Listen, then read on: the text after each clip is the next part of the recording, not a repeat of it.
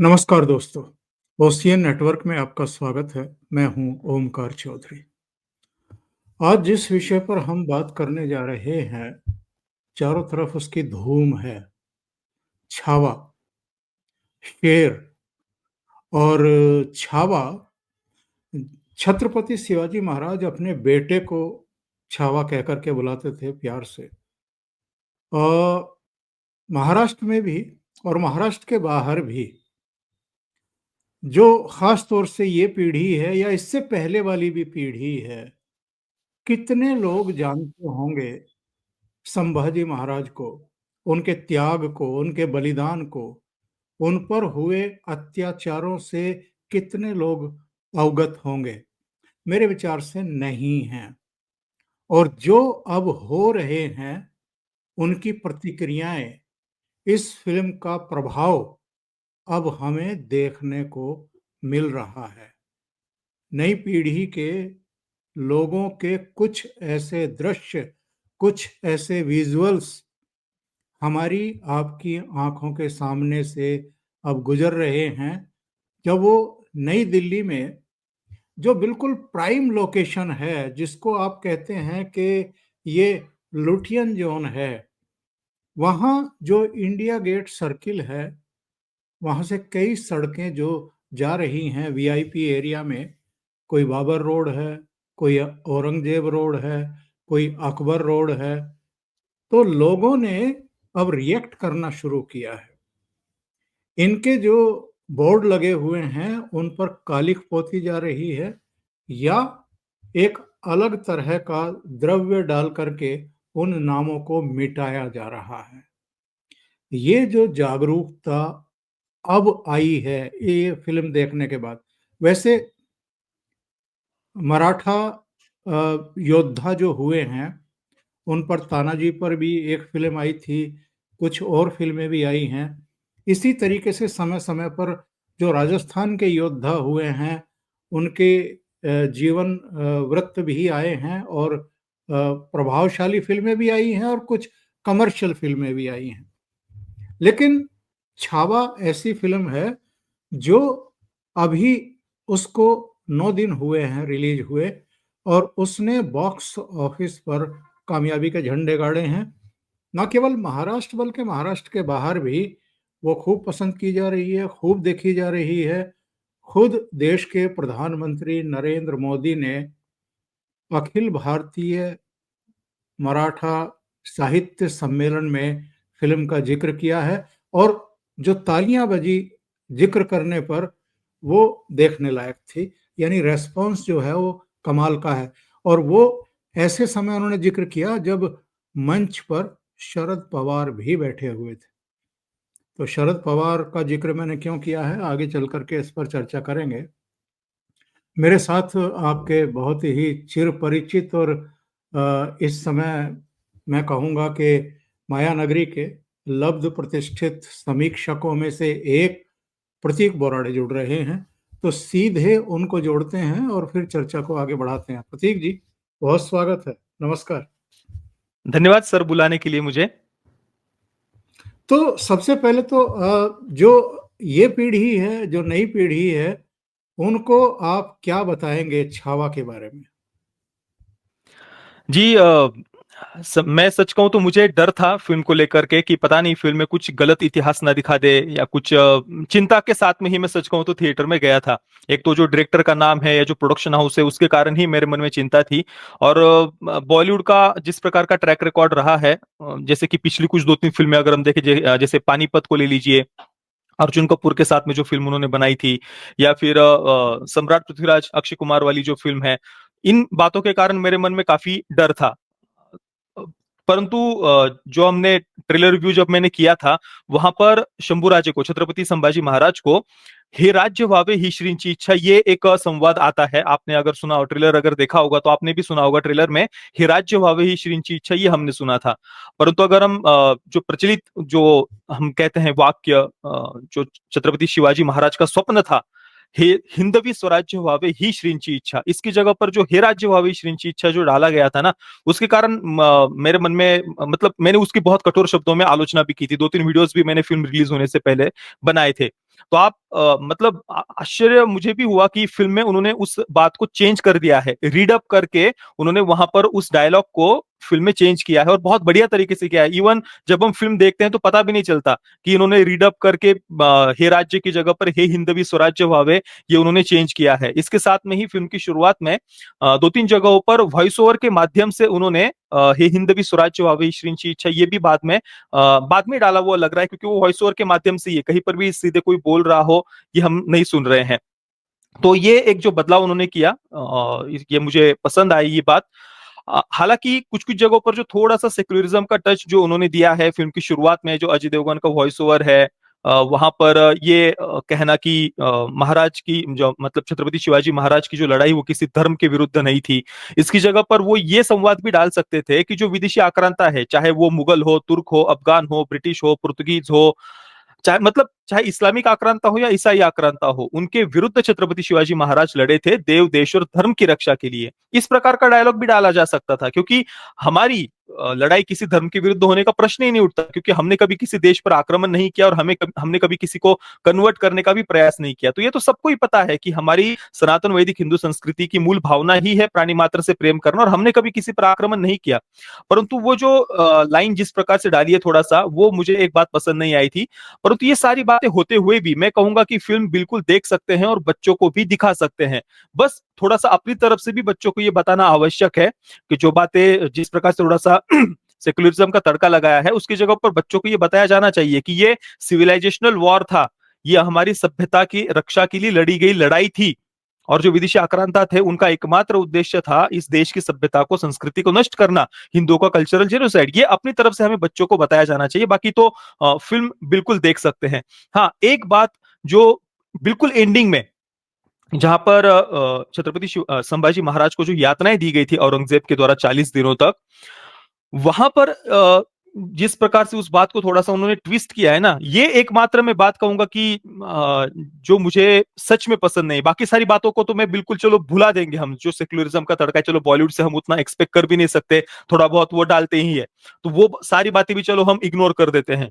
शुरुआत में जो बातें उन्होंने थोड़ा बहुत डाली थी, परंतु एंडिंग में जिस प्रकार से जो यातना वाला सीन था ना, वो मुझे सच में पसंद नहीं आया। जैसे कि आप देखिए क्यों दी गई थी यातनाएं शंभूराजे को, क्योंकि औरंगजेब ने ये बात कही थी कि हिंदू धर्म छोड़ दो और इस्लाम स्वीकार कर लो, और हर यातना देने से पहले औरंगजेब यही बात पूछता था। जैसे कि शरीर पर घाव किए तो उसके बाद उससे पहले भी पूछा गया था कि हिंदू धर्म छोड़ दो, इस्लाम स्वीकार कर दो। उसके बाद में उन जख्मों पर नमक लगाया गया था, तब भी पूछा गया था कि अभी भी समय है, हिंदू धर्म छोड़ दो, इस्लाम स्वीकार कर लो। उसके बाद में जब त्वचा जलाई गई थी गर्म सलिए से, तब भी पूछा गया था कि बिना इसके साथ भी तुम जी सकते हो, अभी भी समय है, हिंदू धर्म छोड़ दो, इस्लाम स्वीकार कर दो। इसी प्रकार से जो एक एक यातनाएं जो 40 दिनों तक दी गई थी ना, जैसे कि आंखें फोड़े जाना, जीवा काटी जाना, परंतु फिल्म में ये सारी यातनाएं तो दिखाई है उन्होंने, पर इससे पहले कहीं पर भी औरंगजेब ये नहीं पूछता कि हिंदू धर्म छोड़ दो, इस्लाम स्वीकार कर दो। और हर बार शंभू राजे प्रत्युत्तर में ये बात कहते थे कि संबा 1000 बार जिएगा, 1000 बार मरेगा, पर हिंदू धर्म नहीं छोड़ेगा। हर बार औरंगजेब को शंभू राजे यही उत्तर देते थे। परंतु ये पूरी बातें, ये संवाद हमें फिल्म में सुनाई नहीं देता। सारी यातनाएं जब दी जा रही है, जख्म दिए जा रहे हैं, उन पर नमक लगाया जा रहा है, और जो यातनाएं दी जा रही है, आंखें गर्म सली से फोड़ी जा रही है, जीवा काटी जा रही है, ये सारा जो हो रहा है, तो बिल्कुल एंडिंग में जाकर के, बिल्कुल अंतिम समय में, जैसे ऐसे ही औरंगजेब को पूछते हुए दिखाया है कि हमारी तरफ आ जाओ, मुगलों की तरफ, बस तुम्हें धर्म बदलना पड़ेगा। ऐसा रैंडमली बिल्कुल एंडिंग में अंतिम समय में औरंगजेब को पूछते हुए दिखाया है। और इसके प्रत्युत्तर में भी शंभूराजे को यह बोलते हुए नहीं दिखाया कि संबा 1000 बार जिएगा, 1000 बार मरेगा, पर हिंदू धर्म नहीं छोड़ेगा। इसकी जगह पर उस डायलॉग को थोड़ा सा सेक्युलरिज्म के टच के साथ में ये बुलवाते हुए दिखाया है शंभूराजे को कि औरंगजेब तुम हमारी तरफ आ जाओ मराठा साम्राज्य में, और तुम्हें धर्म भी बदलना नहीं पड़ेगा। मतलब इसकी क्या आवश्यकता थी, मुझे सच में समझ में नहीं आया, और ये उस पूरी बात का कॉन्टेक्स्ट ही चेंज कर देता है। शंभू राजे को जो यातनाएं दी गई थी ना, वो एकमात्र इस कारण से दी गई थी ताकि उन्हें, अगर वो हिंदू धर्म छोड़ देते, इस्लाम स्वीकार कर देते, तो बाकी सबको कन्वर्ट करना आसान हो जाता। ये एकमात्र औरंगजेब का उद्देश्य था। पर यहाँ पर डायरेक्टर शायद उनको सेक्युलरिज्म की रक्षा करना ज्यादा आवश्यक था, तो इस बात को जो उन्होंने ट्विस्ट किया है ना एंडिंग में, ये एक बात मुझे बिल्कुल भी फिल्म की पसंद नहीं आई। तो मैंने रिव्यू में भी कहा था कि आप बिल्कुल बच्चों को दिखा सकते हैं फिल्म, पर ये बातें बच्चों को बताना क्योंकि जो यातनाएं इतनी 40 दिनों तक शंभुराजे ने जो सही थी, उसके पीछे का मुख्य कारण क्या है, ये खुलकर बताया जाना आवश्यक है। और जहां तक बात है ये बोलते हुए दिखाना कि औरंगजेब तुम हमारी तरफ आ जाओ, तुम्हें धर्म भी बदलना नहीं पड़ेगा, तो छत्रपति शिवाजी महाराज और शंभुराजे ही वे पहले थे जिन्होंने घर वापसी की शुरुआत की थी। नेताजी पालकर, जो जिन्हें इस्लाम में कन्वर्ट कर दिया गया था, उन्हें जब हिंदवी स्वराज्य में वापस लिया गया ना, तो उन्हें उनकी घर वापसी करवा कर ही वापस लिया गया था। और भी कई लोगों की घर वापसी इस प्रकार से करवाई गई थी। और इवन उस समय कुछ थोड़ा बहुत विरोध भी हुआ था इस बात का कि हमारे वेदों में, उपनिषदों में कहीं पर भी इस प्रकार की कोई व्यवस्था नहीं है कि हम किसी को कन्वर्ट करें या फिर किसी की हम इस प्रकार से घर वापसी कराई जाए। तो इस प्रकार की तो कोई व्यवस्था नहीं है, इन्होंने हिंदू धर्म छोड़ दिया है तो क्यों इनको वापस लेना, वगैरह वगैरह इस प्रकार की बातें। तो उस समय शंभुराजे ही थे जिन्होंने खुलकर कहा कि चलो व्यवस्था नहीं है तो व्यवस्था बनानी पड़ेगी, पर यह घर वापसी करना आवश्यक है। अगर हिंदवी स्वराज्य में वापस आना है तो वापस अपनी सभ्यता संस्कृति को अपनाकर ही वापस आना पड़ेगा। तो ऐसे हमारे शंभुराजे थे। तो ये जो बातें जो वो ट्विस्ट कर रहे हैं ना, ये थोड़ा सा मुझे पसंद नहीं आई थी। बाकी ओवरऑल जैसा कि मैंने कहा शुरुआत में, जो थोड़ा बहुत सेक्युलरिज्म वाले कुछ डायलॉग्स डाले हैं वो मैं देखते जा रहा था, और उन बातों को फिल्म देखते देखते हम भूल भी जाते हैं कि चलो यार ठीक है, शुरुआत में हो गया। उसके बाद में काफी सारी बातें मुझे पसंद भी आ रही थी। इवन जो अकबर से भेंट वाला जो सीन उन्होंने जिस प्रकार से दिखाया है, वो बात भी मुझे पसंद आई। वहां पर स्पष्ट रूप से ये कहा गया कि अकबर सपोला है, सांप का बच्चा है वो। मतलब बॉलीवुड जिस प्रकार से अकबर का महिमा मंडन करते आया था, तो वो भी इस बार नहीं, उन्होंने काफी बढ़िया तरीके से उस बात को दिखाया है। शंभुराजे अकबर को स्पष्ट रूप से सपोला कह रहे हैं, सांप का बच्चा कह रहे हैं। और उसको कुछ समय के लिए जो शरण भी दी गई थी ना, उसके पीछे भी कोई सेक्युलरिज्म की बात नहीं दिखाई है।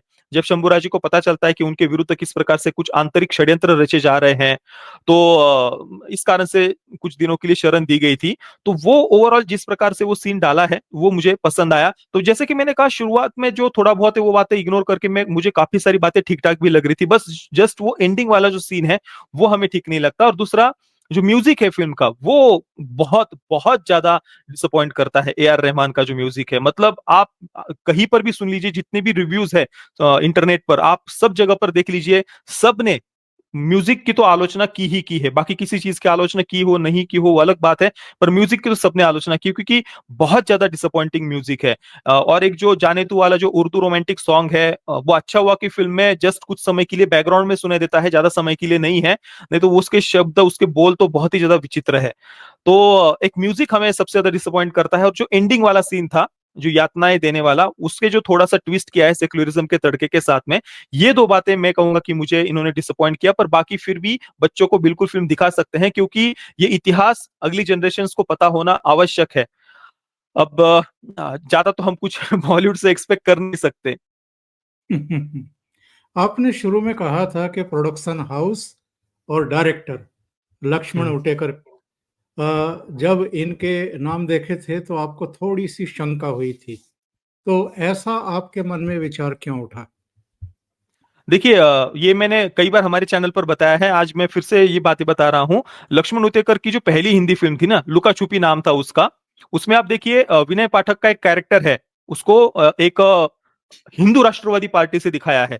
उसकी पार्टी का नाम है संस्कृति रक्षक मंच, इस प्रकार का संस्कृति रक्षक मंच ही नाम है उसकी पार्टी का। और एकदम घिनौनी पेट्रियार्कल पितृसत्तात्मक सोच वाला परिवार उनका दिखाया है। घर की महिलाओं को यहाँ तक ऐसे घूंघट में वगैरह वो बांध कर जैसे रख रहे हैं, और बड़ा ही कट्टरपंथी मानसिकता का उस राष्ट्रवादी हिंदू को दिखाया है। उनकी पार्टी के झंडे को भी भगवा झंडा वगैरह दिखाया है। वो मुस्लिम्स पर अत्याचार कर, मतलब उनके ऐसे राष्ट्रवादी हिंदुओं के कारण मुस्लिम्स कैसे बड़े दुखी है देश में, उनके साथ कैसे भेदभाव हो रहा है, भारत कैसे इस्लामोफोबिक है, ये सारी बातें जगह जगह पर वो फिल्में दिखा रहे हैं। कार्तिक आर्यन का जो पात्र है, उसका मित्र एक दिखाया है, उसे मुस्लिम कैरेक्टर दिखाया है, अपार शक्ति खुराना ने वो कैरेक्टर प्ले किया है। तो उस पात्र के साथ में भी किस प्रकार से वो भेदभाव कर रहे हैं, वो खुद होकर के सामने से हाथ मिलाने के लिए आगे करता है अपार शक्ति खुराना का पात्र, तो विनय पाठक हाथ भी नहीं मिलाता। मतलब इतना भेदभाव, मतलब घिनौने राष्ट्रवादी हिंदुओं के कारण भारत में मुस्लिम्स का जीना मुश्किल हो गया है। उनके साथ कैसे अन्याय हो रहा है, इस प्रकार का एक चित्र वो फिल्म में प्रस्तुत कर रहे हैं। और वो जो राष्ट्रवादी हिंदू पार्टी है, उनको कट्टरपंथी मानसिकता को वो बिल्कुल दिखा रहे हैं, जैसे कि टिपिकल एक लेफ्टिस्ट मेंटेलिटी जिस प्रकार से हिंदुओं को प्रस्तुत करते हैं वो दिखा रहे हैं। केवल यही बात नहीं, उसके साथ में ही लिव इन रिलेशनशिप को जिस प्रकार से फिल्म में प्रमोट प्रमोट किया है। फिल्म का मुख्य विषय ही लिव इन रिलेशनशिप्स को प्रमोट करना है। मतलब जो एक मुस्लिम हीरो का एक सुपरस्टार दिखाया है बॉलीवुड का, उसको भी बड़ा लिबरल माइंडसेट का दिखाया है। कार्तिक आर्यन का जो मित्र है, जो मुस्लिम कैरेक्टर है, उसको भी बड़ा लिबरल माइंडसेट का दिखाया है। कट्टरपंथी बस ये हिंदू राष्ट्रवादी विचारधारा की जो पार्टी है ना, उनके सपोर्टर्स वगैरह वो घिनौने कट्टरपंथी मानसिकता के हैं, बाकी सारे तो भाई बड़े लिबरल है। तो ये लिव इन रिलेशनशिप्स को उन्होंने प्रमोट किया है, और उसे प्रमोट करने के लिए यहां तक कि उन्होंने गोपियों का जो भगवान श्री कृष्ण के प्रति विशुद्ध जो प्रेम था, एक भक्त का भगवान के प्रति जो प्रेम है, उसे भी उन्होंने लिव इन रिलेशनशिप को प्रमोट करने के लिए यूज किया है। उसका उल्लेख दे रहे हैं, देखिए गोपियों का और भगवान श्री कृष्ण का प्रेम, मतलब ये कितना विचित्र है, सुनने में ही कितना विकृत लगता है कि आप लिव इन रिलेशनशिप को प्रमोट करने के लिए इस प्रकार के उल्लेख दे रहे हैं। तो ये लक्ष्मण उतेकर की जो फिल्म थी, और इसके साथ में ही पिछले वर्ष एक और फिल्म आई थी, कहां शुरू कहां खत्म, उसकी कहानी लक्ष्मण उतेकर ने लिखी थी। तो उस फिल्म में भी सेम वही वोक मेंटेलिटी, एक गांव में एक परिवार दिखाया है, जो फीमेल कैरेक्टर है ना फिल्म का हीरो, जो मेल फीमेल कैरेक्टर है, उसके परिवार को भी इसी प्रकार के कट्टरपंथी मानसिकता, घूंघट में महिलाओं को दबा करके रखते हैं। और वो लड़की फिल्म में यहाँ तक कह रही है कि क्या अपने माता पिता के परिवार वालों के सम्मान के लिए क्या मैं घर सर पर पल्लू ले लूं क्या, मतलब हाँ, ये हाँ, इस हाँ। प्रकार की मेंटेलिटी रही है। तो इस कारण से मेरे मन में सच कहूं तो चिंता थी इस फिल्म को लेकर के, जिस प्रकार की डायरेक्टर का पिछला ट्रैक रिकॉर्ड रहा है। और जो डायरेक्शन हाउस थे मैडॉक फिल्म्स, उनकी भी पिछली स्त्री 2 में भी उनका यही पेट्रियार्की को लेकर के रोना धोना था। सेकंड हाफ में जाकर के तो वो पूरा पितृसत्तात्मक समाज को उखाड़ फेंकने की वगैरह जो बातें हैं, वही टिपिकल लेफ्टिस्ट जिस प्रकार से प्रस्तुत करते हैं बातों को, स्त्री 2 में भी वही था। इवन आप भेड़िया देख लीजिए इनकी, वरुण धवन वाली, उसमें भी वही जो एक कम्युनिस्ट माइंडसेट होता है ना, भेड़िया की जगह, मतलब नक्सलियों की जगह जस्ट उन्होंने भेड़िया दिखा दिया है। वामपंथियों की जो नक्सलियों को प्रमोट करने वाली जो फिल्में होती है, उनमें हमेशा यही दिखाया जाता है कि जो उद्योगपति है या राष्ट्रवादी सरकार है, वो नेचुरल रिसोर्सेज को एक्सप्लॉइट कर रहे हैं, और फिर नक्सली आदिवासियों की रक्षा के लिए वहां पर सरकार की या उद्योगपतियों के विरुद्ध लड़ रहे हैं। तो यहाँ पर नक्सलियों की जगह भेड़िया दिखा दिया है, और बाकी टिपिकल पैटर्न वही है कि भाई एक हाईवे बनाया जा रहा है नॉर्थ ईस्ट में, तो नेचुरल रिसोर्सेज को एक्सप्लॉइट किया जा रहा है, और भेड़िया फिर उन उद्योगपतियों की या सरकार के विरुद्ध लड़ रहा है। तो ये जो टिपिकल कम्युनिस्ट मेंटेलिटी है, वो हमने भेड़िया में देखी थी। स्त्री 2 भी प्रॉब्लमेटिक थी। ये जो बातें जिस प्रकार की मैडॉक फिल्म्स बना रहा है ना, भले ही डायरेक्टली ये बातें पता नहीं चलती, इतना सटल वे में ये बातें दिखाई गई है ना, कि कोई सामान्य मनुष्य स्त्री 2 देखेगा, भेड़िया देखेगा, तो उसको लगेगा यार ठीक है यार, हंसी मजाक में सब कुछ चल रहा है। और उसके पीछे सटल वे में जो बातें दिखाई गई है, वो वही टिपिकल लेफ्टिस्ट या वामपंथी मेंटेलिटी ही हमें देखने को मिलती है। और लक्ष्मण उतेकर की जो लुका छुपी है, उस कारण से मेरे मन में डर था। और इसी कारण से ठीक है, अभी फिल्म जो आई है, मैं यही अपेक्षा करूंगा कि इसके मेकर्स आगे भी अच्छी फिल्में ही बनाएं, इस फिल्म से कमाए हुए पैसों को कहीं पर फिर से वोक फिल्में बनाने में उपयोग ना करें।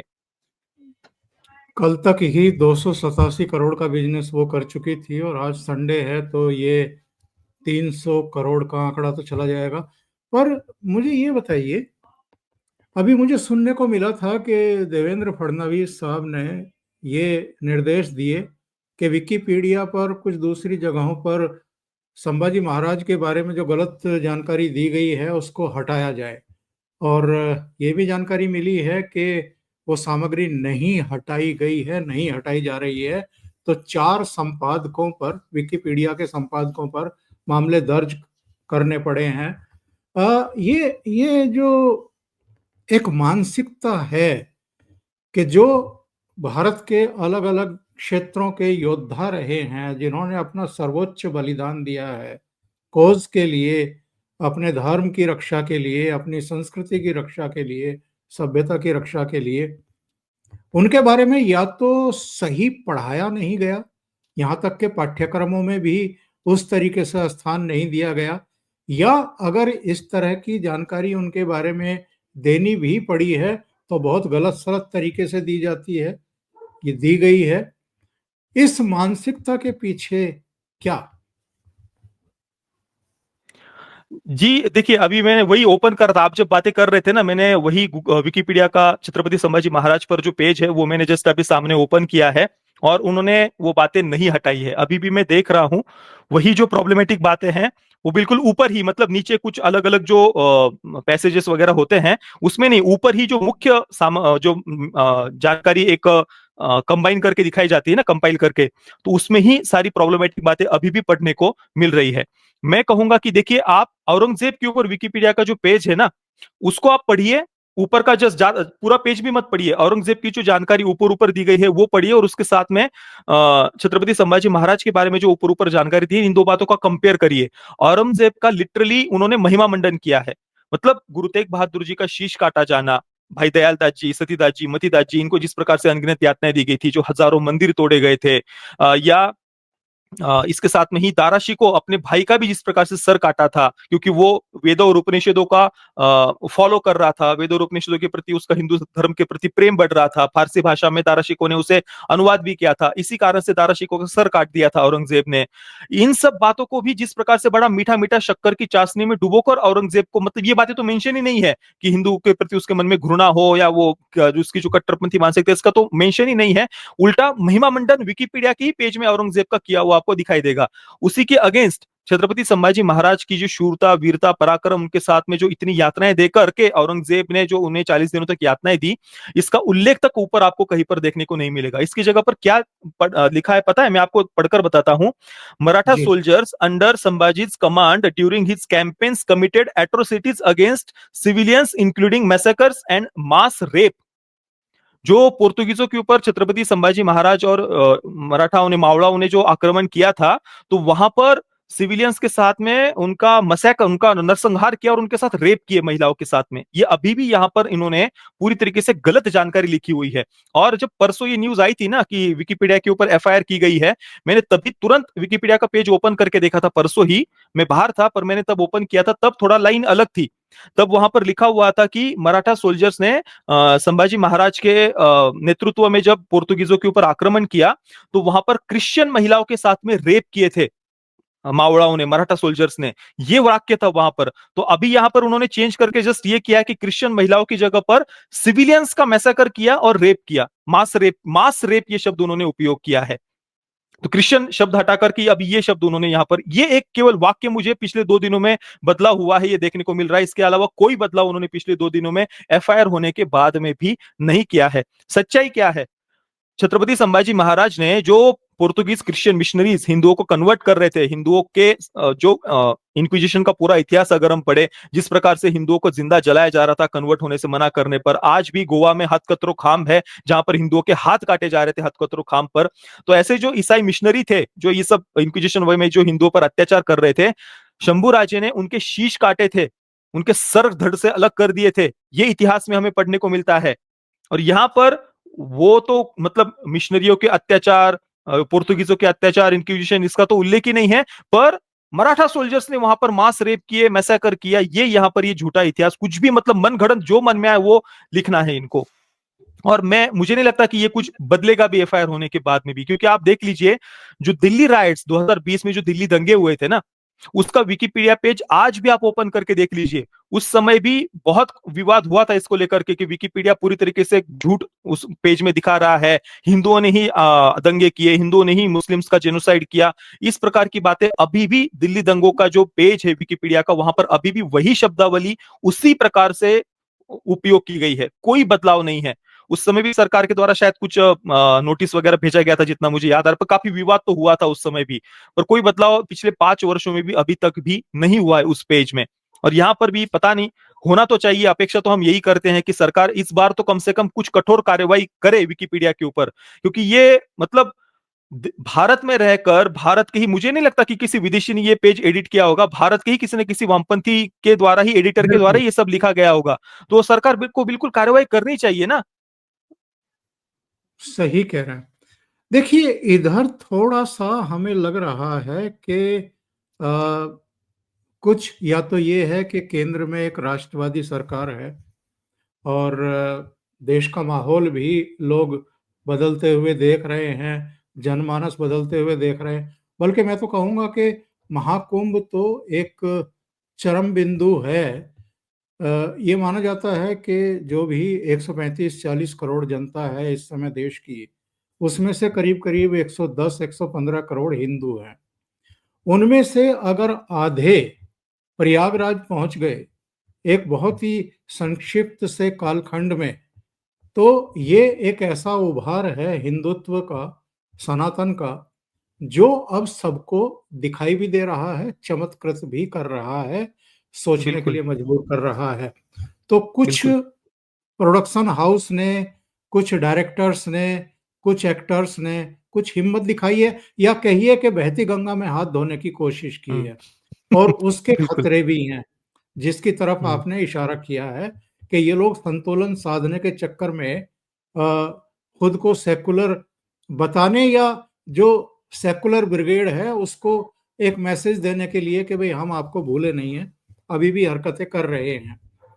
मैंने पर देखिए सर, शरद पवार जो सेक्युलर्स को अगर ये खुश करना भी चाहते हैं, पर वो कहाँ खुश हो रहे हैं। आप देख लीजिए स्वरा भास्कर ने जो बात अभी कही, मतलब मैंने तो उस पर वीडियो भी बनाया था स्वरा भास्कर के उस ट्वीट पर। मैंने उस समय कहा था कि ऐसे जो कंफ्यूज्ड हिंदू है ना, लक्ष्मण उतेकर जैसे हो या मैडॉक फिल्म्स जैसे हो, जो सेक्युलर्स को खुश करना चाहते हैं इस प्रकार के संवाद डालकर, उन्हें अपनी आंखें खोलनी चाहिए कि आप जिनको खुश करना चाह रहे हो, वो सब डायलॉग डालने के बाद में भी क्या वो खुश हो रहे हैं क्या? क्योंकि वो, आप कितना भी सेक्युलरिज्म का तड़का लगा दो, ऐसे वामपंथियों के लिए हिंदुओं का एग्जिस्टेंस ही सबसे बड़ी समस्या है। उनके अनुसार तो ये सभ्यता एक ब्राह्मणिकल पेट्रियार्की है जिसे उन्हें स्मैश करना है। यही माइंडसेट है उनका। आप कितना भी सेक्युलरिज्म का तड़का लगा दो, आप उनको खुश नहीं कर सकते सेक्युलर्स को। और मैं सच कहता हूं सर, अगर इस फिल्म में सही तरीके से पूरा इतिहास दिखाया जाता बिना सेक्युलरिज्म के तड़के का, और एंडिंग सीन में जहां पर आज बहुत सारे बच्चे, लोगों को हम रोते हुए भावुक होते हुए देख रहे हैं, आप कल्पना करिए जब एंडिंग के सीन में हर बार औरंगजेब पूछता कि अभी भी समय है, हिंदू धर्म छोड़ दो और इस्लाम स्वीकार कर दो, और हर बार शंभूराजे मुंह तोड़ जवाब देते कि संबा 1000 बार जिएगा, 1000 बार मरेगा, पर हिंदू धर्म नहीं छोड़ेगा। आप सोचिए कैसा बिल्डअप वो लिया जाता। हर बार औरंगजेब पूछता और हर बार शंभूराज ऐसा उत्तर देते। थिएटर में क्या वातावरण होता, कैसा भावनाओं का उद्रेक अंदर से निकलता। हुँ? तो ऐसे जो कन्फ्यूज्ड हिंदू है ना, उन्हें समझने की आवश्यकता है कि जिनको आप खुश करना चाहते हो, जिन सेक्युलर्स को, जिन वामपंथियों को, वो आप कुछ भी कर लो, वो तो खुश नहीं होने वाले। पिछले दिनों जब ये इमरजेंसी फिल्म लगी, तो मैंने घर में, मैं ड्राइंग रूम में बैठा हुआ था, तो बेटी और दामाद के आपस में संवाद सुने। दामाद का कहना था कि इमरजेंसी देखने चलें, और बेटी का कहना था कि अरे हो सकता है कि बोर फिल्म हो। तो मतलब जो नई पीढ़ी है, वो उसका नज़रिया एक्चुअल में हमारे इतिहास की घटनाओं को लेकर के एक उदासीनता का देखने को मिलता है, या बहुत ज़्यादा उनकी उत्कंठा, जिज्ञासा नहीं देखने को मिलती कि वो उनके बारे में जानें। मैंने ये एक मैसेज लिया उस घटनाक्रम से और उस संवाद से। लेकिन साहब, इस फ़िल्म को देख कर के निकल रहे युवा, जिस तरीके से फूट-फूट करके रो रहे हैं, वो तो कुछ और ही बता रहा है। बस सर, हमारा इतिहास ही इतना गौरवशाली है, इतना महान है कि एक-एक बलिदान की जो गाथाएँ हैं, वो अगर निकल कर के सामने आए ना, तो ये जो वामपंथियों का पूरा जो एक ढकोसला इन्होंने सेक्युलरिज्म का खड़ा करके रखा है ना, वो ऐसे ही बह जाएगा। उसका कोई उनका कोई आधार ही नहीं है। तो ये एक इतिहास हमारे जो सामने आया है ना, इससे बहुत बदलाव होगा। भले ही सेक्युलरिज्म के तड़के के साथ में है, पर जैसे कि आप हम चर्चा कर ही रहे हैं, तो ये धीरे-धीरे लोगों को बातें पता चलेंगी कि चलो यार, बॉलीवुड है, वो बातें उन्होंने डाली है, पर सच्चा इतिहास तो इससे भी भयावह था। सत्य में तो इससे भी भयानक अत्याचार रहे हैं पिछले 1000 वर्षों के विदेशी आक्रांताओं के। तो ये बातें धीरे-धीरे अवश्य निकल कर के सामने आएँगी, और इसी कारण से मैंने कहा था कि आवाज उठाइए। अगर हम इनके मीडियोकर कंटेंट को अगर सेलिब्रेट करेंगे, तो बॉलीवुड वालों को, जैसा कि आपने कहा बहती गंगा में हाथ धोना, इनको एक रास्ता मिल जाएगा। इनको दिख जाएगा कि यार इस प्रकार से हम हिंदुओं की भावनाओं को एक्सप्लॉइट कर सकते हैं, और सामने से राष्ट्रवादी सब्जेक्ट रखकर थोड़ा सा हिंदू सिंबल्स को दिखा करके उसकी आड़ में हमारा सेक्युलरिज्म वाला इतिहास दिखा देंगे और पैसे कमा लेंगे। तो ये नहीं होने देना है, हमें आलोचना करनी है। आप देखिए, देख लीजिए हमारी जो पिछले कुछ समय से जो लगातार राष्ट्रवादी क्रिएटर्स के द्वारा जो बॉलीवुड की आलोचना हो रही है, उसका ही परिणाम ये है कि हम जोधा अकबर से छावा तक पहुंचे हैं, बराबर ना? यहाँ से यहाँ तक, जोधा अकबर से बिल्कुल। छावा तक हम पहुंचे हैं। हमें इससे भी आगे जाना है, यहाँ पर रुकना नहीं है। अगर हम इनके मीडियोकर कंटेंट को ऐसे ही सेलिब्रेट करके, ऐसे सेक्युलर फिल्म मेकर्स को अगर ये बता देंगे कि भाई ठीक है, तुमने जो दिखा दिया वो हमने मान्य कर लिया है, नहीं, हमें उन्हें बताना है कि ठीक है, एक प्रयास अच्छा है, हम बिल्कुल देखेंगे भी, परंतु जो गलत है उसको हम गलत कहेंगे, और ऐसी गलती दोबारा ना हो ये हमें तुम्हें बताएंगे भी। तो ये आलोचना होना आवश्यक है। आप देख लीजिए ना, हिंदवी स्वराज्य की बात मैंने ट्रेलर में, रिव्यू में कही थी। दूसरा किसी ने भी पूरे सोशल मीडिया पर मैंने कहीं पर नहीं देखा कि हमारे एक चैनल के द्वारा अलावा किसी ने आवाज उठाई हो। पर वो एक आवाज जो उठाई थी, उसका परिणाम हुआ ना, फिल्में उन्हें हे राज्य व्हावे ही श्रींची की जगह पर हे हिंदवी स्वराज्य व्हावे ही श्रींची ये चेंज करना पड़ा। आप सोचिए अगर फिल्म में हिंदवी स्वराज्य भी शब्द भी नहीं होता, ऊपर से सेक्युलरिज्म का तड़का भी होता, तब और भी ज्यादा वो तो गलत हो जाता। तो अभी कम से कम हिंदवी स्वराज्य शब्द तो उन्होंने डाला है, डरकर सही या जिस आलोचना के बाद से जिस भी प्रकार से सही। तो ये बोलना, आलोचना करना आवश्यक है, ताकि हमें यहीं पर रुकना नहीं है, इससे भी अच्छा कंटेंट हमें चाहिए, हम अपेक्षा कर सकते हैं। तो हम आलोचना करेंगे तो फिल्म मेकर्स तक ये बातें पहुंचेंगी, ताकि आने वाले कंटेंट में वो इस प्रकार से सुधार बदलाव करेंगे। प्रतीक जी, आखिर में उसी विषय पर आता हूँ जो शुरू में मैंने जिक्र किया था, शरद पवार का। अखिल भारतीय मराठा साहित्य सम्मेलन में मंच पर मौजूद थे शरद पवार, जब प्रधानमंत्री नरेंद्र मोदी ने छावा फिल्म की चर्चा की, और पूरा जो हॉल था वो तालियों की गड़गड़ाहट से गूंजता हुआ देखा गया। मैंने इसलिए ये जिक्र किया कि ये वो लोग हैं जिनसे महाराष्ट्र और महाराष्ट्र के बाहर भी एक आभा बनाई जाती है, एक परसेप्शन क्रिएट किया जाता है इनके बारे में, चाणक्य कह करके इनको, इनकी प्रशस्ति की जाती है। इन लोगों ने अपने समय में, और बाकी का तो छोड़ दीजिए, जो मराठा क्षत्रप हुए हैं, जिन पर महाराष्ट्र भी गर्व करता है और पूरा देश भी गर्व करता है, उनके लिए कुछ नहीं करके दिया। केवल वोटों की परस्ती के चक्कर में, मुस्लिम तुष्टीकरण के चक्कर में। सर बिल्कुल सही कही बात आपने। महाराष्ट्र में पहली बार बीजेपी की सरकार, एक राष्ट्रवादी विचारधारा की हम कह सकते हैं सरकार 2014 में बनी थी। वो भी गठबंधन के साथ में ही बनी थी, अकेले बीजेपी की सरकार तो कभी भी नहीं बनी है। तो सेक्युलरिज्म की बातें, जो इतिहास का जो विकृतीकरण है ना, वो बहुत हुआ है। और इसके आरोप एक संभाजी ब्रिगेड नाम की एक संस्था है, उस पर तो कई बार ये महाराष्ट्र में भी चर्चा होती है और होनी चाहिए, कि जिस प्रकार से बहुत ही विकृत बातें जिनका कोई सर पैर नहीं है, सर आप विश्वास नहीं करेंगे, ऐसी ऐसी बातें फैलाई गई है ना छत्रपति शिवाजी महाराज और शंभूराजे के इतिहास के बारे में, कि आपको सोचकर अंदर से आप इतनी पीड़ा होगी कि ये क्या चल रहा है महाराष्ट्र में। पर ये मेन स्ट्रीम में बहुत सारे लोग ये बातें कहते हैं, ये कहते हैं कि शंभूराजे को जो औरंगजेब ने जो यातनाएं दी ना, वो मनुस्मृति के अनुसार यातनाएं दी हुई है। और ये बातें मेन स्ट्रीम में कही जाती हैं, कई सारे राजनेता, बहुत सारे जो सेक्युलर नेता है हमारे महाराष्ट्र में, वो ये खुलकर बातें कहते हैं कि छत्रपति संभाजी महाराज को औरंगजेब ने मनुस्मृति के अनुसार यातनाएं दी ब्राह्मणों के कहने पर। ये इस प्रकार से बस जातिवाद की राजनीति, हिंदू सभ्यता को, संस्कृति को डायरेक्ट टारगेट नहीं कर सकते, तो ब्राह्मण द्वेष या ब्राह्मणवाद का हम विरोध कर रही है सामने से बातें दिखा करके, इस प्रकार की मनगढ़ंत बातें, कुछ भी जिनका कोई सर पैर नहीं है, ये कहना कि ब्राह्मणों के कहने पर औरंगजेब ने मनुस्मृति के अनुसार शंभूराजे को ये यातनाएं दी थी। और ये मैं कोई कोई एका दुखा कोई व्यक्ति सोशल मीडिया पर बैठकर ये बातें कह रहा हो, ऐसा नहीं है। ये मेन स्ट्रीम में बातें कही जाती है कई राजनेताओं के द्वारा। तो ये बहुत भयानक है। और यहां तक कि समर्थ रामदास जी, जो छत्रपति शिवाजी महाराज के गुरुदेव थे, आध्यात्मिक गुरु थे, आप अगर ये बात महाराष्ट्र में कह दो ना, तो एक पूरा एक लॉबी ऐसी है जो आपको लिटरली लिंच करने के लिए दौड़ पड़ती है। इतनी भयानक परिस्थिति आज महाराष्ट्र में करके रख दी है इस सेक्युलर राजनीति के कारण पिछले कुछ दशकों में। तो मैं आशा करूंगा कि इस पर भी कुछ ना कुछ कार्रवाई होने की आवश्यकता है। महाराष्ट्र में आज जो बीजेपी की सरकार है, उन्हें इस प्रकार का जो झूठा इतिहास फैलाया जा रहा है, तो इस पर कुछ खुलकर बोल बीजेपी को भी खुलकर बोलने की आवश्यकता है। बात यह है ना कि इसमें जातिवाद की राजनीति आ जाती है, बहुत सारी पॉलिटिक्स आ जाती है। तो अगर खुलकर इन बातों का विरोध करते हैं तो फिर शायद कुछ वोट बैंक वगैरह की भी कुछ शायद चिंता होगी या बातें होगी, मुझे नहीं पता। परंतु बीजेपी को भी ये महाराष्ट्र में बातें खुलकर बोलने की आवश्यकता है कि ये झूठा इतिहास हम एक्सेप्ट नहीं करेंगे। और अभी एक बहुत बढ़िया बात है, विकिपीडिया पर अगर कार्रवाई करके ये कुछ सिद्ध करके दिखाना चाहिए, क्योंकि ये बहुत अति हो रहा है। ये कुछ भी मन में आए मनगढ़ंत बातें लिख करके चले जाते हैं। दिल्ली राइट्स के एक पेज की केवल एक बात नहीं है, या केवल छत्रपति संभाजी महाराज के एक पेज की बात नहीं है। विकिपीडिया पर आप भारत के इतिहास से जुड़ा हुआ कोई भी पेज उठा करके देख लीजिए, सती कुप्रथा का उठा करके देख लीजिए, देवदासी का उठा करके देख लीजिए, किसी भी विषय से जुड़ा हमारे महापुरुषों का या कुछ जो वीर वीरांगनाएं हुई है, हर जगह पर आपको इसी प्रकार से कुछ ना कुछ उसको ट्विस्ट करके इतिहास को वो प्रस्तुत करते हैं। हम ये कहते तो है कि भाई विकिपीडिया एक लेफ्टिस्ट पोर्टल है। इवन विकिपीडिया के जो को फाउंडर है, उन्होंने ही ये बात कही हुई कि यहाँ पर सब कुछ लेफ्ट के नैरेटिव के अनुसार ही बातें लिखी जाती है।